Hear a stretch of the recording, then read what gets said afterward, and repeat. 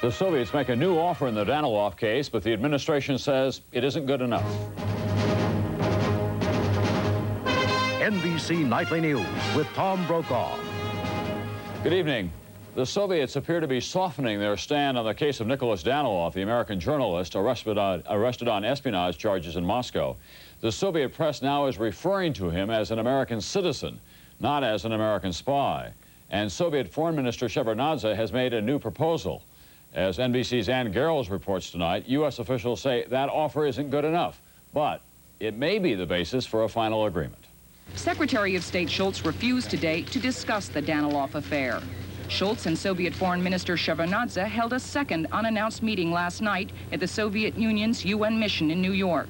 Today, when asked if these talks had improved the chances for a solution, Shevardnadze said he had given the U.S. a good proposal.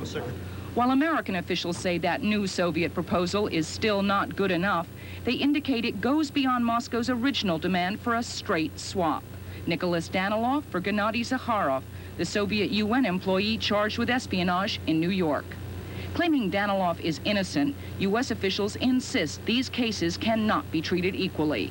At stake in the negotiations, who is released first? The U.S. has demanded that Danilov be freed before Zakharov. Who must go to trial? President Reagan has said Danilov must be freed and Zakharov tried. Who is freed along with Danilov? The U.S. is pushing for the release of an unspecified number of Soviet dissidents. Danilov has asked that Soviet scientist David Goldfarb be included in the deal. Goldfarb reportedly refused a KGB request to trap Danilov. Goldfarb's son Alex, who lives in New York, fears for his safety. He's now at the hospital, and after Mrs. Danilov asked him to be next witness at the trial, he was cut off from the outside world. Complicating the Danilov case is the U.S. expulsion of 25 Soviet diplomats. Calling it illegal, the Soviet Union has said this is an obstacle which must be removed.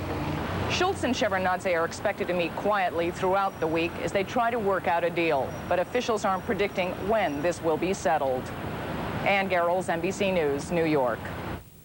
The latest NBC News Wall Street Journal poll found that despite the Danilov dispute, most Americans want U.S.-Soviet relations to move forward. Asked whether President Reagan should hold a summit meeting with Mikhail Gorbachev, more than 3/4 favored the summit meeting, while 18% opposed it. Asked about the administration policies in dealing with the Soviets, 57% thought U.S. policy was about right, 1/3 thought that it wasn't tough enough. At the same time today, the Defense Department was making its case for continued nuclear testing. The Soviets have stopped testing, and they have challenged the United States to join in this ban. But as NBC's Fred Francis reports tonight, the Pentagon is determined to press ahead. The Polaris missile worked, but throughout much of the 60s, its nuclear warhead didn't. Pentagon officials said today that because of incomplete nuclear testing, as many as 75% of the Polaris warheads were duds. We had the experience of introducing into the stockpile a weapon system that had not been fully validated in all of its component parts and in all of their interactions through nuclear testing. Mr. Gaffney pointed to flaws in other nuclear warheads which would have gone undetected if there had not been testing. As recently as 4 years ago, weapons experts thought that this warhead could survive the radiation of a nuclear blast, but the warhead was destroyed when it was tested underground. And officials said thousands of nuclear warheads for the Poseidon missile had to be replaced in the mid-1970s when experts discovered the high explosives in them were breaking down. It's all part of an administration plan to kill a congressional effort to limit nuclear weapons testing. In an open letter to Congress today, Secretary Weinberger said such a law would tell the Soviets that Congress is willing to settle for inequitable, unsafe, and unverifiable agreements. Dr. Robert Norris, an expert opposed to unlimited testing, says a treaty is possible that would be equitable and promote safe weapons. There are other possibilities here short of a comprehensive test ban, and that is if you are so concerned about reliability, maybe you could have a treaty that gives one test a year for reliability. But with a new generation of weapons like this MX almost ready for the nuclear arsenal, weapons designers argue that more than one test a year is needed to ensure that there is not a repeat of the Polaris failures. Fred Francis, NBC News, the Pentagon. And administration officials say tonight that they expect the White House to nominate Edward Perkins tomorrow to be the new U.S. ambassador to South Africa. He is now ambassador to Liberia. After other blacks declined the South Africa post, Perkins said last month that he would accept it. His nomination will coincide with President Reagan's expected veto of legislation for stronger sanctions against South Africa. In Beirut today, a group calling itself the Revolutionary Justice Organization said that it had kidnapped an American and a Frenchman, and it released photographs of the victims. The group charged that the American, Joseph Scipio, was a spy. He worked at the American University of Beirut. He was kidnapped 2 weeks ago. The Frenchman was identified as Marcel Coudray. He was accused of working for the French Secret Service.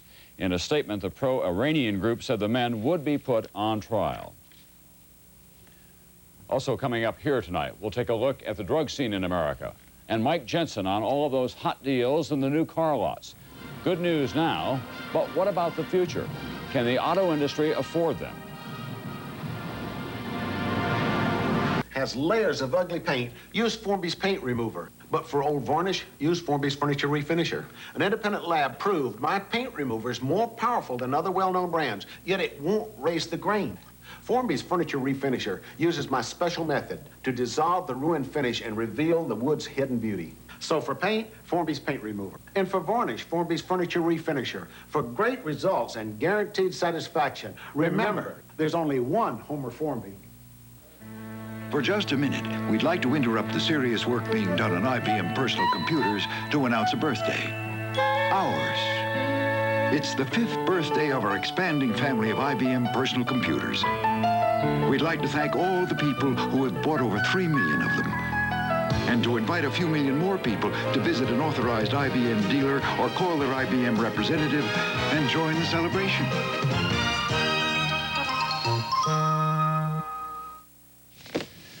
Drugs in America. There is news about this from many fronts tonight. The government says that while the potent form of cocaine, which is known as crack, is widely available in many of the nation's big cities, in some parts of the country, the use of crack is not as widespread as first thought. In fact, according to a report from the DEA, in some big cities such as Chicago, New Orleans, and Philadelphia, crack is generally not even available. And there is another report tonight on drug use in America, drug use by doctors. The Harvard School of Public Health surveyed hundreds of doctors and medical students and found that more than half the doctors surveyed and more than 3/4 of the medical students have at some time misused drugs. In New York City today, 13 police officers were suspended after charges that they stole drugs and money from street pushers in a Brooklyn neighborhood. A grand jury now will look into those allegations. And in Boston, there is a big controversy tonight over drugs and the police and a proposal to test the officers for drug use. NBC's Lisa Myers has more on the plan and why many people don't like it. Like most other major cities, Boston has declared war on drugs. But so far, the biggest battle in Boston's war is whether the police department should undergo drug tests. Detail. There is no evidence the police force here has a serious drug problem. Out of 1,800 officers, 7 have been dismissed for drugs in the last 2 years. But the police commissioner wants to test every police officer, every file clerk, every janitor to be sure no one is using drugs. Police officers are to be judged at a higher standard. And the day you take that oath, you know, police officers know that they have a higher duty. Oh my God, we are the people who have to enforce the laws. The Patrolmen's Association calls random testing an invasion of privacy and has gone to court to block it. Nothing in my oath of office ever says that I should give up my constitutional rights, and I'll fight for them as long as I have to. Other police departments interested in conducting drug tests are watching the Boston case, and the Reagan administration has a stake in it, warning that if the Boston plan is declared unconstitutional, it could jeopardize the president's plan to test federal workers. Boston would test police employees for 4 drugs: marijuana, cocaine, heroin, and PCP. As many as 3 different tests would be run on each urine specimen to ensure findings are reliable. The tests would be conducted at random with names selected by computer. The Justice Department argued in court documents that such tests are no different from fingerprints or background checks. As long as drug testing is done as a condition of employment, of determining that someone is fit for their job, and not as part of a criminal prosecution, there's not a constitutional problem. The policemen's union has no problem with testing if there's a reason to suspect someone's using drugs. But you may not just round me up without cause and tell me to urinate in a bottle, and if I don't, you're going to fire me. The case will be argued in federal court later this fall, but most believe that the Supreme Court ultimately will have to decide whether the war on drugs merits, as one judge put it, invading the privacy of the innocent to discover the guilty. Lisa Myers, NBC News, Boston. And for college athletes, there's a tough new drug testing plan unveiled today by the NCAA, which oversees college sports. Starting with this season's college football bowl games and the basketball championship next spring, all competing athletes will be tested for drug use. Those who test positive will be barred from playing. And in championship games, if a player on the winning team has been using drugs, that team then forfeits the game.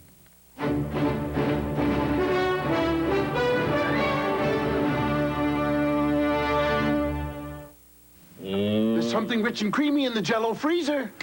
I was eating a creamy Jell-O pudding pops, and this cow came over and told me how much she'd like to sit down and put her feet up and have creamy Jell-O pudding pops, too. No. You tell him, Bill. Where'd you get the cow from? Introducing Flexible Serve Stovetop Stuffing. Now just 1 scoop per person makes a little or a lot of that great stovetop taste. And it's as easy to make for 1 as it is for 8.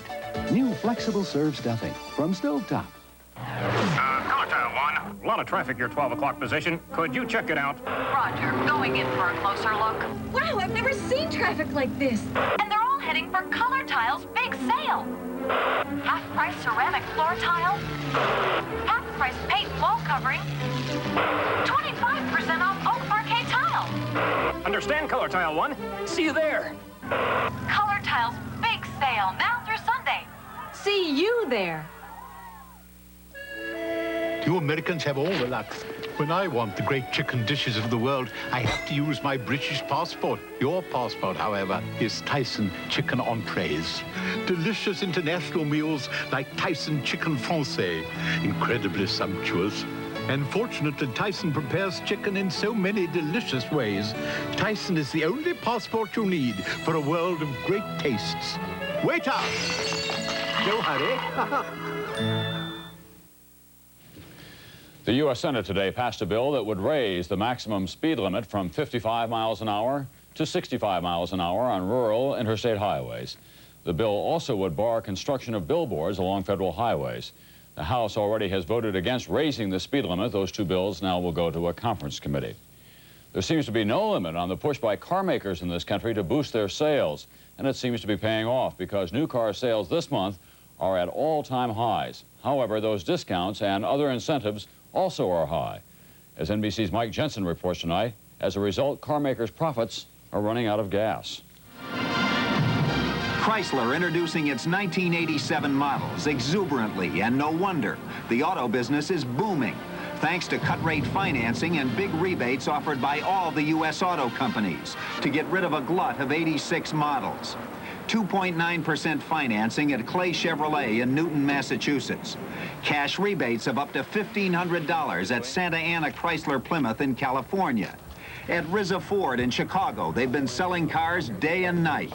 The incentive program has been the most successful in the auto industry's history.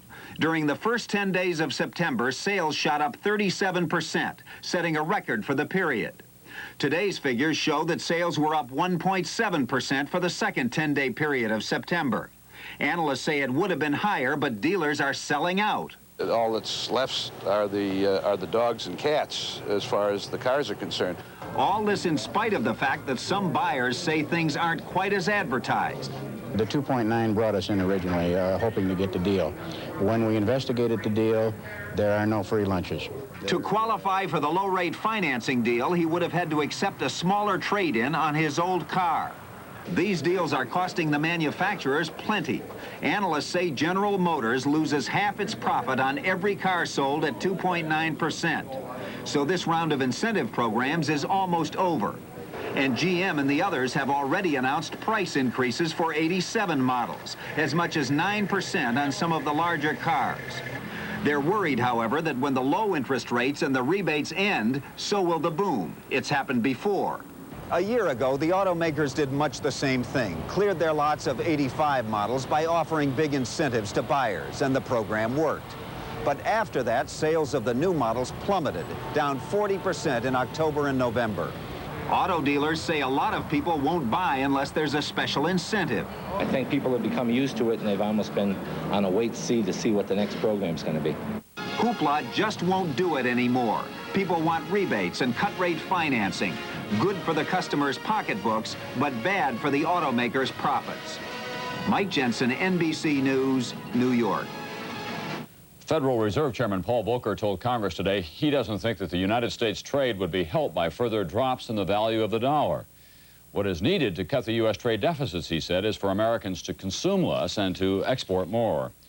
Japanese Prime Minister Nakasone got some support today from the U.S. State Department in that controversy over a statement that he made this week about the intellectual level of American minorities.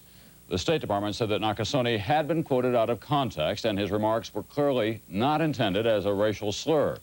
His statements made at a party seminar in Tokyo while Nakasone was discussing Japan's advanced communication system. Japan has become a society with high academic levels. It is now quite an intelligent society, much more intelligent compared to the United States, if you compare the standard levels.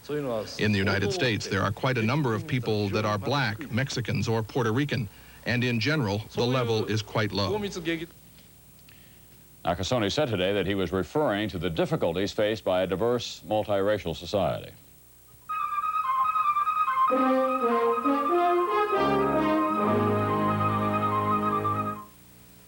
Nobody but General Motors offers so many deals on so many 1986 cars for so many people. The big one. Choose 2.9 annual percentage rate GMAC financing on all new 1986 GM cars and most light-duty trucks. And slash your monthly payments. Or choose rebates up to $1,500 depending on make or model selected. The big one. Only from General Motors. Morning is your time. The earth wakes up with you. You always feel that spark of life in everything you do. Grape nuts. For you, it's as natural as the morning. No sugar added, no preservatives, just an honest nutty crunch. Post Grape Nuts cereal. You know when you've got it good. Yes, you know when you've got it good. How do you give wood furniture a moisturized shine? At Doyle Galleries, where you see only the finest wood, we've found something very special. Old English aerosol furniture polish. Like trusted Old English oil, it moisturizes.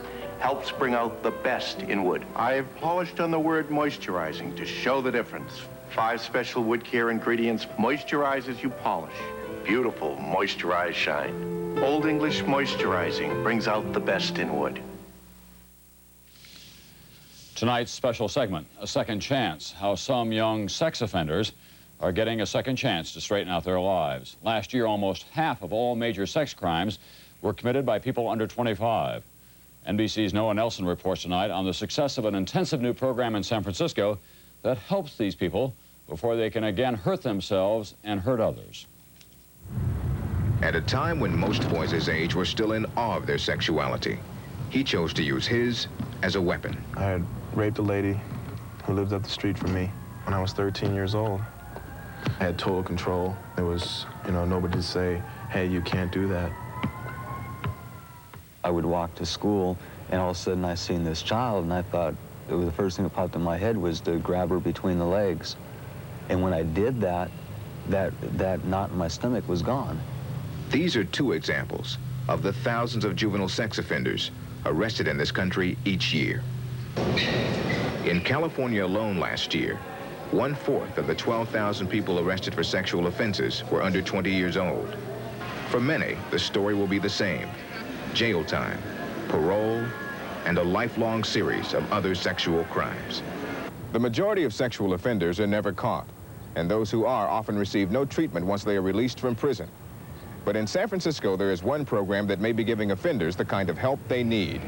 At the first sign of getting angry, you need to pull back. Parole agent Bill Greer has a new program for juvenile sex offenders.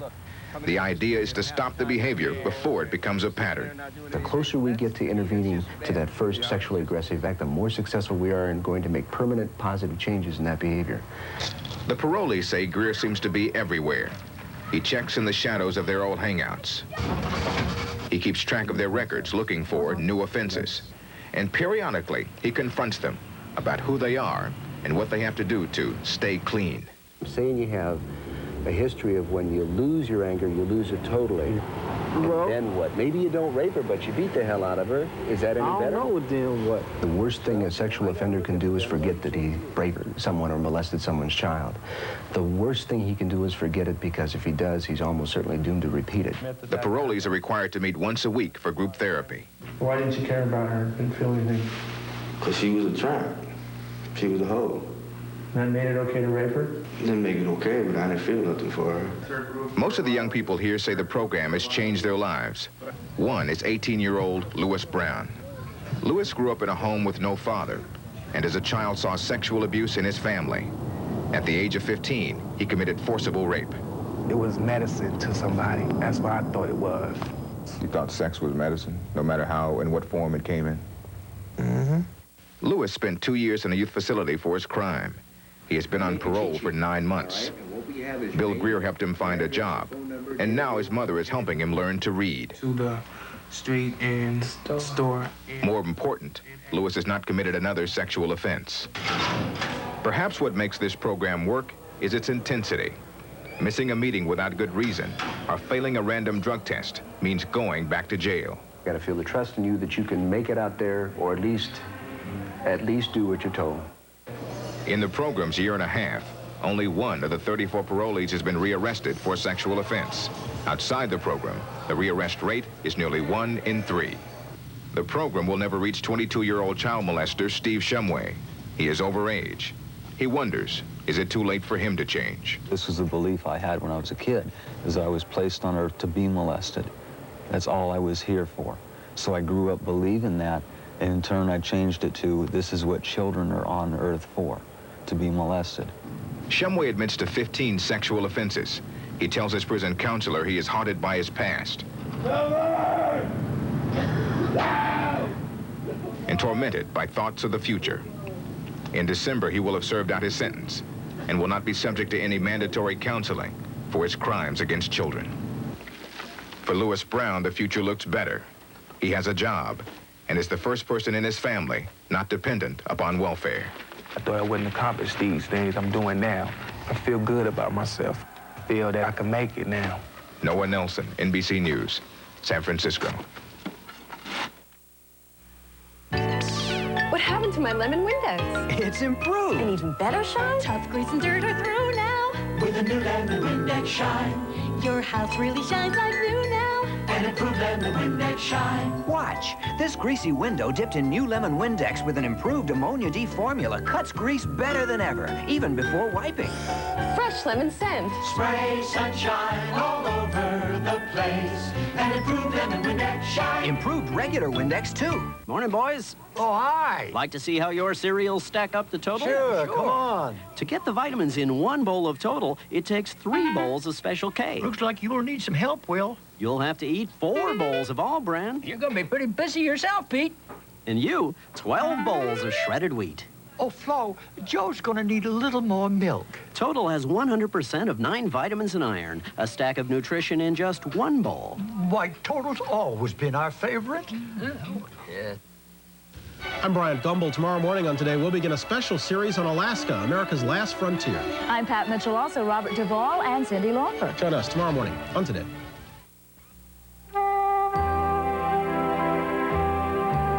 Liberty shines brightly. A valued possession Americans will cherish forever. You can treasure liberty the American way with United States Liberty coins. Historic keepsakes minted by the Treasury. U.S. Liberty coins, singly or in sets at banks, savings and loans, and service merchandise stores. The American way to treasure liberty. They say you can't fight City Hall. That's not true, of course. You can fight it. You just can't count on winning. And that it has been worrying Mary Hinson. Only she isn't fighting City Hall. She's fighting the federal government. And even though she has a lot of public support, as NBC's Dan Molina reports tonight, it has been touch and go.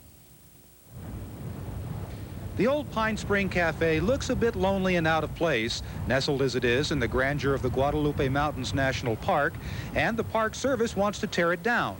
Normally, it would have been bulldozed years ago, but the cafe is special to local cowboys who come here to take off their spurs, have a beer, and spin a few yarns. There's not many places like this left, and that's why I hate to see it be bulldozed under or wiped out. You worked all your damn life on it, and then they just come in here and say, we're going to take it? And it's a lifetime of memories for 71-year-old Mary Hinson. Her parents went into business here in 1914. I came home every summer and helped them through the summer because the business was picking up. The government paid Mary's father for the property after the park was created in the 60s and let him and his wife stay on for the rest of their lives. Now the parents are gone, and Mary's wondering if she really has to pack up and get out. There's been a public outcry. In 1982, then Interior Secretary James Watt personally phoned and told Mary things look good for her. So did a White House aide. Had an aide call me that night and said, sit tight. Don't let them roust you till I can do something. But this year, the park superintendent, Richard Smith, said Mary had to close up and leave. So there's nothing wrong with it, except that it's in a park.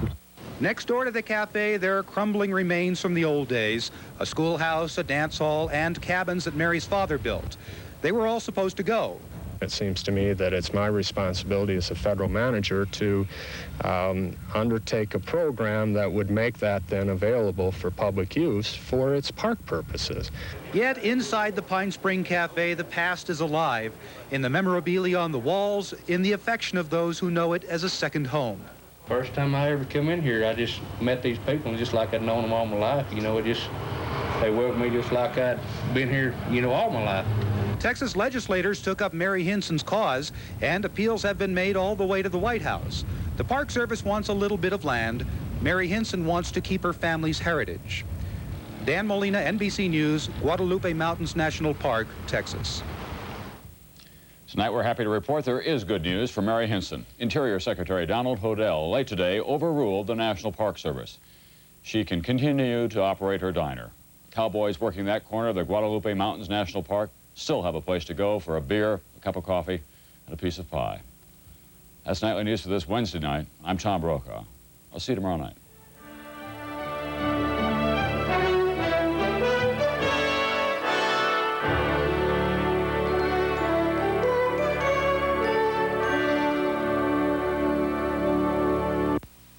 Tonight, a tormented woman and child and the ultimate test of love in Highway to Heaven season premiere. And on Gimme a Break's 1 hour season premiere, it's a fun and funny look back as the girls get ready to move out. Then it's the season premiere of the Emmy-winning St. Elsewhere with touching stories all about life. Tonight,